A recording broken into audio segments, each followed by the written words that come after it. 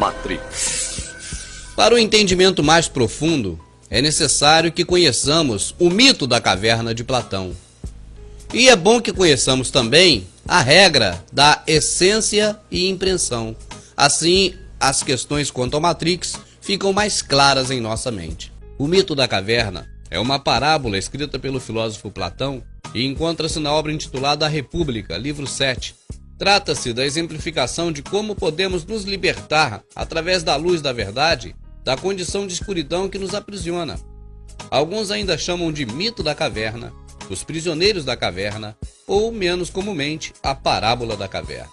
Imaginemos um muro bem alto separando o mundo externo e uma caverna. Na caverna existe uma fresta por onde passa um feixe de luz exterior. No interior da caverna permanecem seres humanos que nasceram e cresceram ali. Ficam de costas para a entrada, acorrentados, sem poder se locomover, e são forçados a olhar somente para a parede do fundo da caverna. Nessa parede são projetadas sombras de outros homens que, além do muro, mantêm acesa uma fogueira. Os prisioneiros julgam que essas sombras sejam a realidade. Um dos prisioneiros decide abandonar essa condição. Ele fabrica um instrumento com o qual quebra os grilhões. Aos poucos vai se movendo, avança na direção do muro e o escala. Com dificuldade enfrenta os obstáculos que encontra e sai da caverna. Descobre não apenas que as sombras eram feitas por homens como eles. Descobre também o mundo todo e toda a natureza, enfim. Quando você ver essa imagem, é muito comum imaginar estar vendo um homem sobre um cavalo. Ou ainda poderia se dizer a estátua de um homem sobre um cavalo. Dos dois modos, trata-se da impressão e não da essência. O que é visto na praça, na verdade, em sua essência, é um artefato de concreto. Areia, pedra, cimento.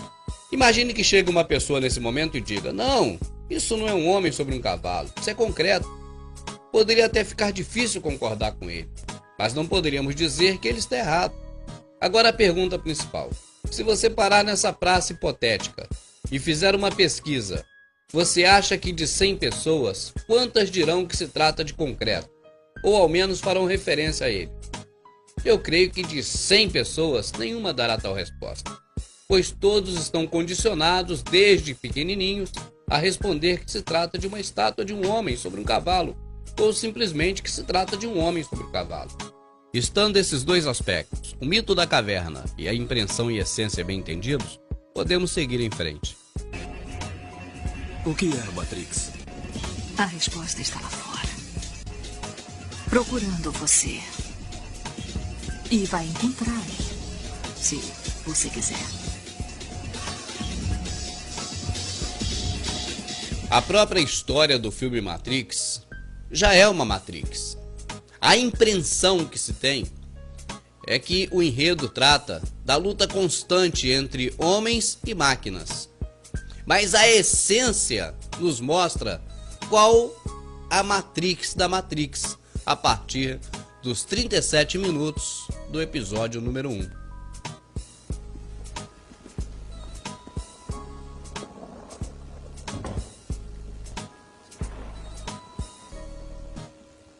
Imagino que, nesse momento, deve estar se sentindo um pouco como Alice, caindo pela toca do coelho.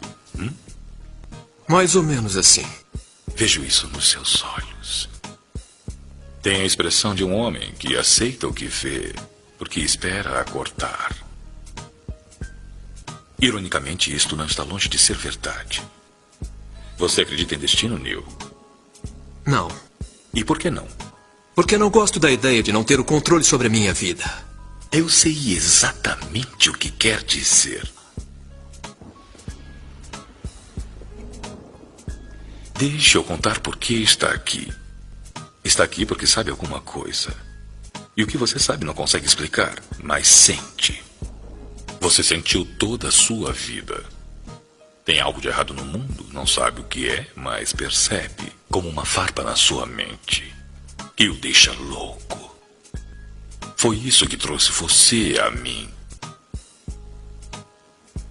Você sabe do que estou falando? A Matrix?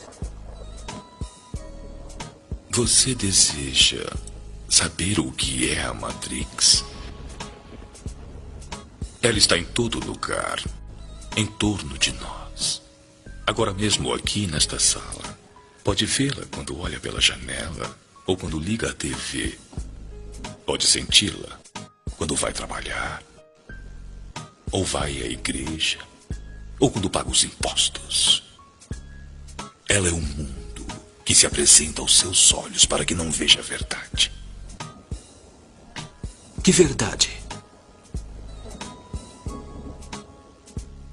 De que é um escravo, Neo. Como todos, você nasceu cerceado numa prisão que não sente pelo olfato, o paladar ou o tato. Uma prisão para sua mente.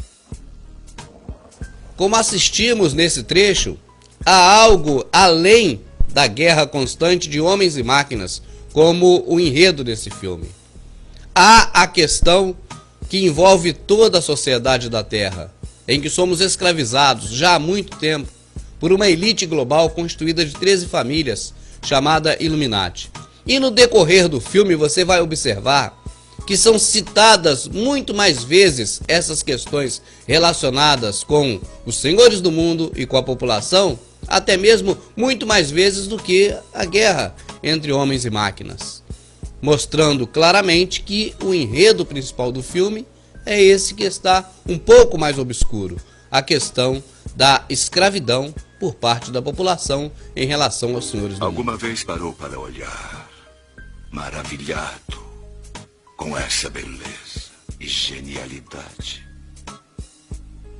Milhões de pessoas vivendo suas vidas alienadas.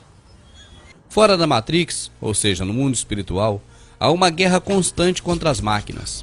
Eu nem coloco as máquinas aqui como demônios. Mas essa luta, no mundo espiritual, pode causar problemas nas pessoas lá na Matrix. Tudo que eu preciso fazer é puxar o plug.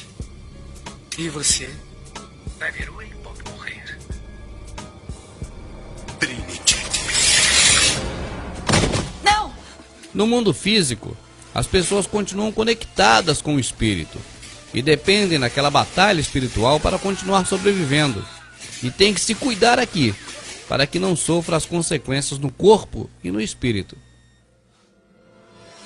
A Matrix B retrata a realidade piramidal, a realidade popular versus a realidade Illuminati, ou seja, a impressão e essência.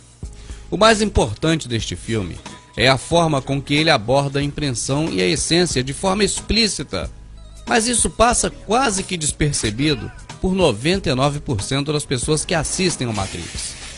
Fica como que se oculto ou subliminar, mas não é subliminar, é explícito. A mensagem é completa sobre o software que é instalado no nosso computador humano, para que a nossa mente nos mostre a impressão e nos oculte a essência. Eu fico aqui lembrando os códigos HTML nas páginas de internet. O Internet Explorer as encobre e nos mostra a impressão dela, que é muito mais bonita. Nosso cérebro também faz isso com esse software criado pelos Illuminati, através principalmente da mídia. Estou tentando liberar a sua mente, Neo, mas só posso mostrar a porta. Porque é você quem deve entrar.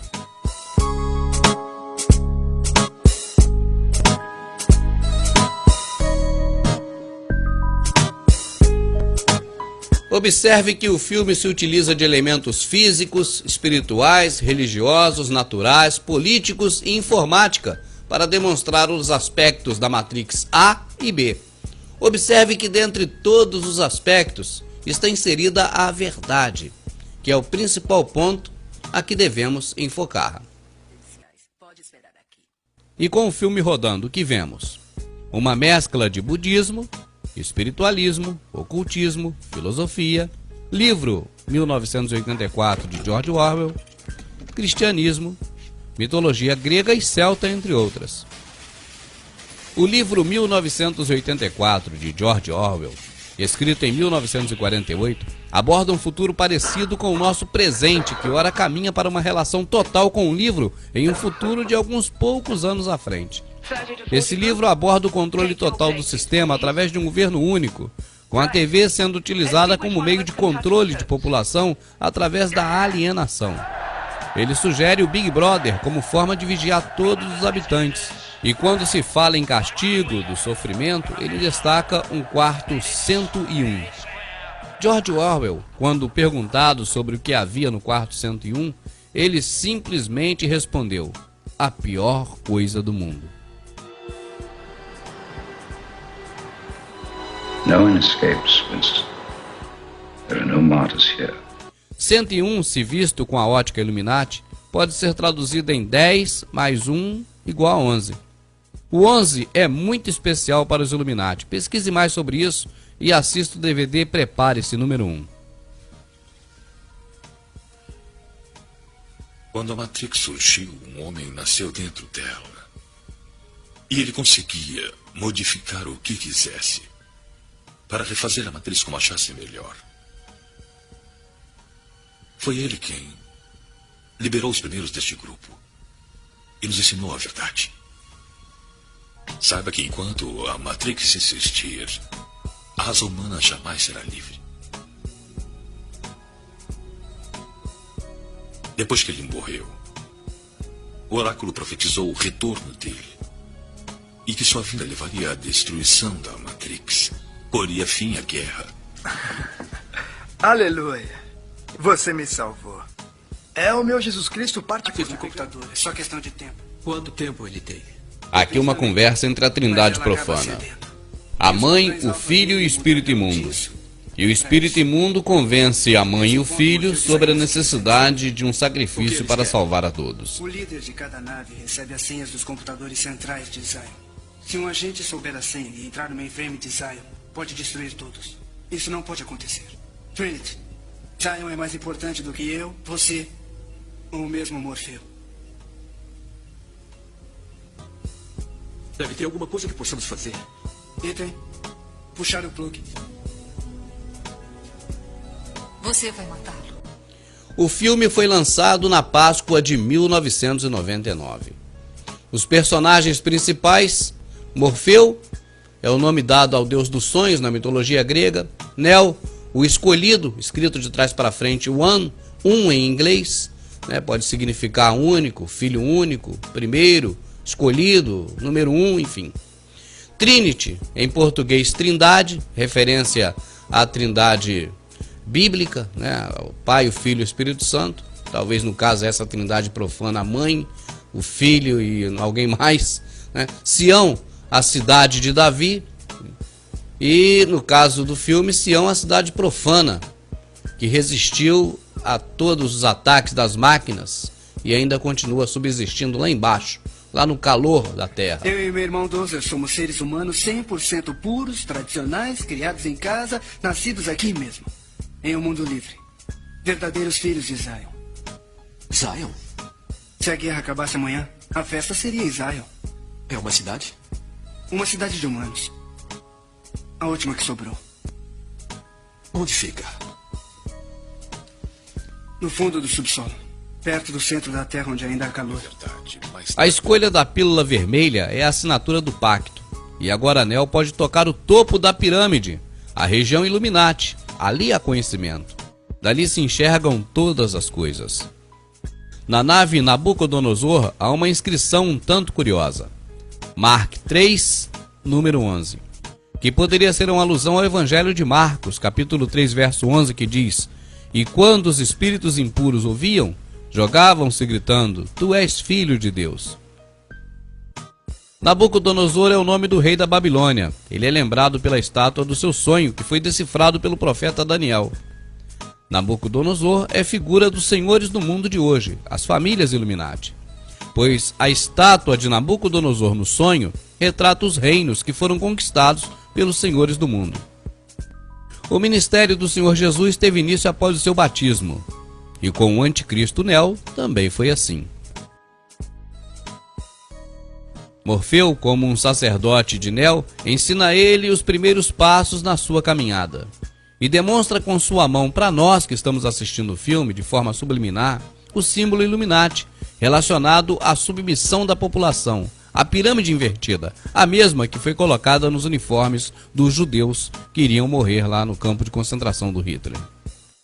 A televisão, a arma mais potente dos Illuminati, está carimbada com a pirâmide, nesse caso invertida, mas nela está o olho que tudo vê. Sião na Bíblia é uma fortaleza que Davi conquistou dos povos jabuseus e que ficou conhecida por extensão como Jerusalém. Espiritualmente é como se chama a vida eterna no céu. Portanto, tem um significado inverso do que é apresentado no filme, pois ali parece mais com o inferno, um lugar quente no fundo da terra. Observe.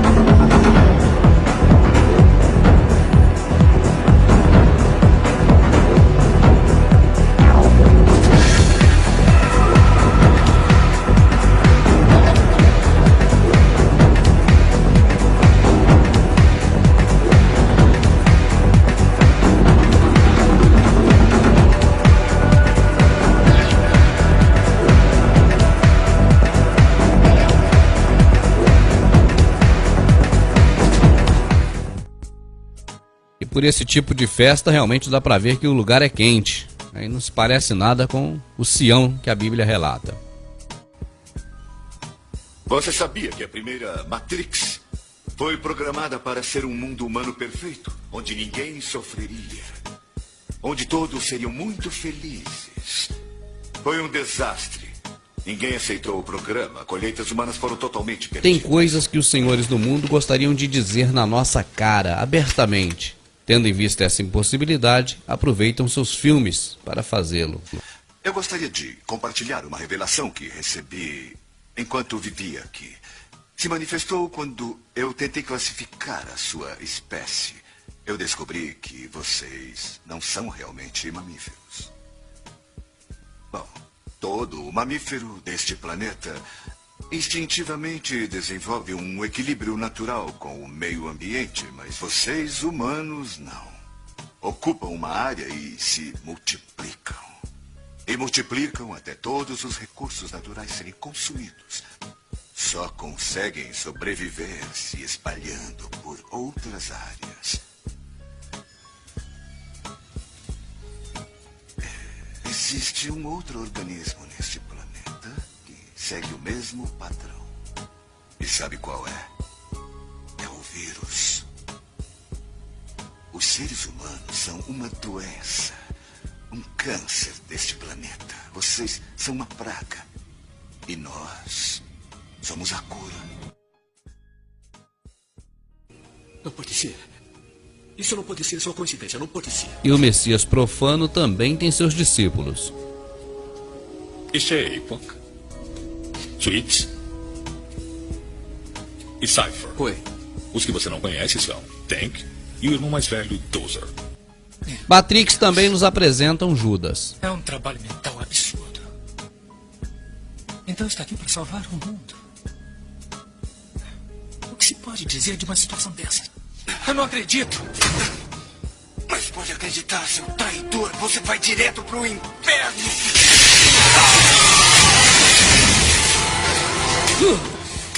O corredor com diversas portas. Repare como a forma desenha uma pirâmide.